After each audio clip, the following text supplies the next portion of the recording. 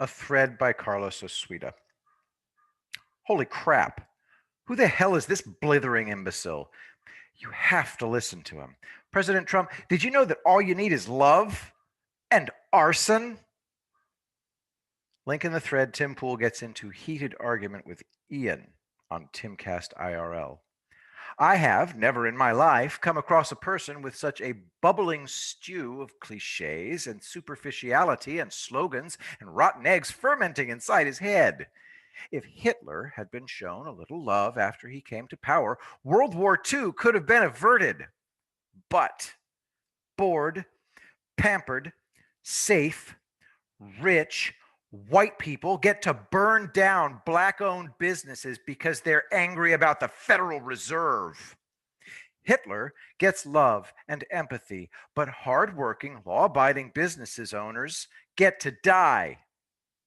This bastard is typical of the leftist adoration of murderers.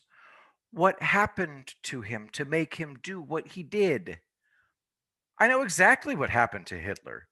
He was the fourth of six children born to Alois Hitler and his third wife, Clara Polzel.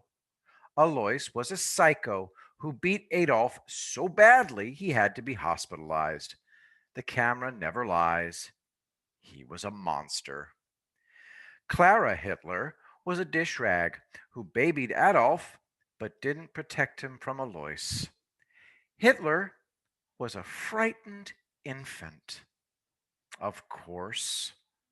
Guess what? All of us were once infants. Then we become adults and we choose whether to be evil or not.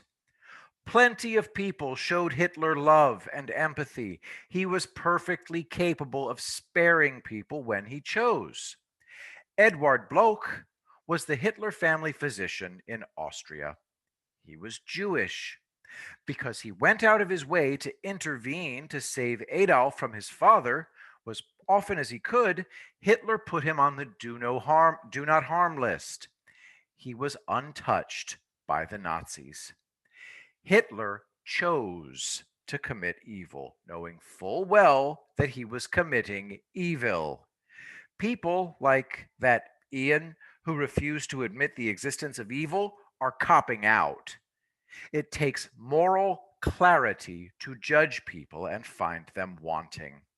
But Ian himself is evil because he says rich, pampered, safe, white people are justified in ruining the lives of working class black people over the Federal Reserve. I've seen far too much murder in my life, so I'm burned out. But I approve of men and women taking out the garbage if they can. I have empathy for Hitler the baby. I have zero empathy for Hitler the dictator. All dictators had horrible childhoods. All violent criminals did too. They still have to be punished. But leftists love murderers as the ultimate rebels. Leftists see themselves as revolutionaries. They're too friggin' stupid to see that Trump is the most radical revolutionary in human history. I'll tell you a secret. The most earth changing people who ever lived, good or bad, wore and wear business suits. There was an anti Trump.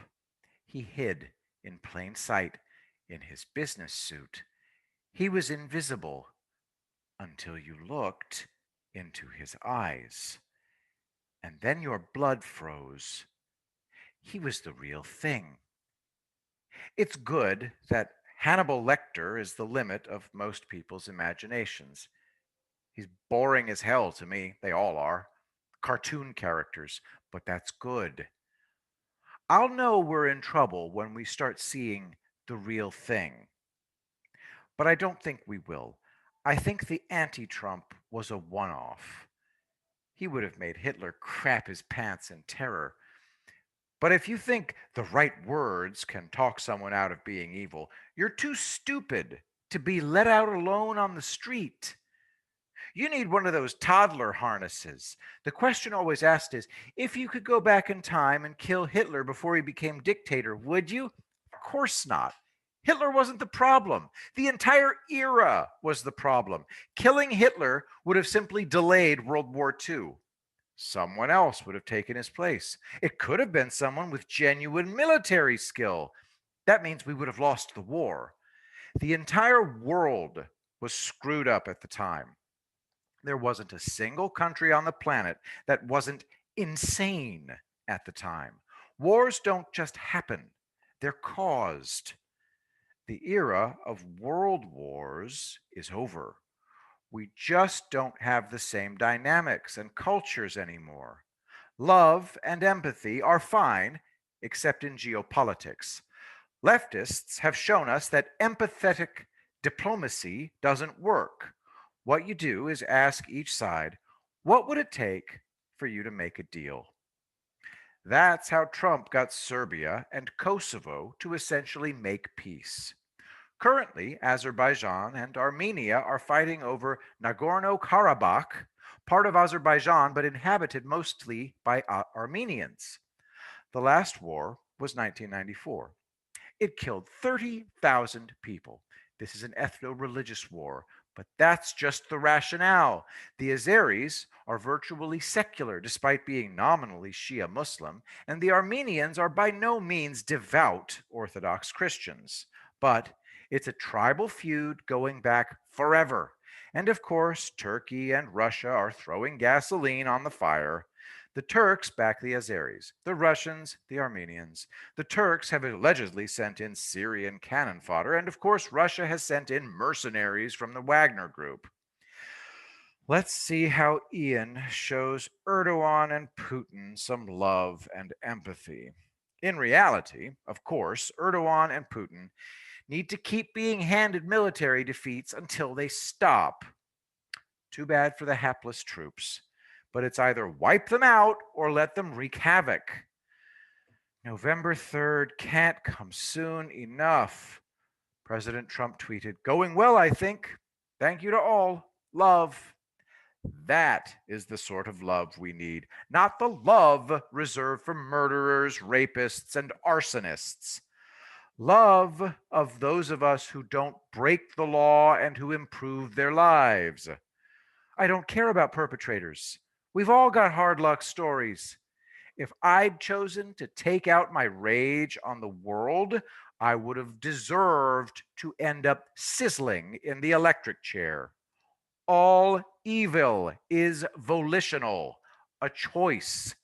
Bad choices must never be excused, rationalized, or rewarded. I will be the greatest president that God ever created.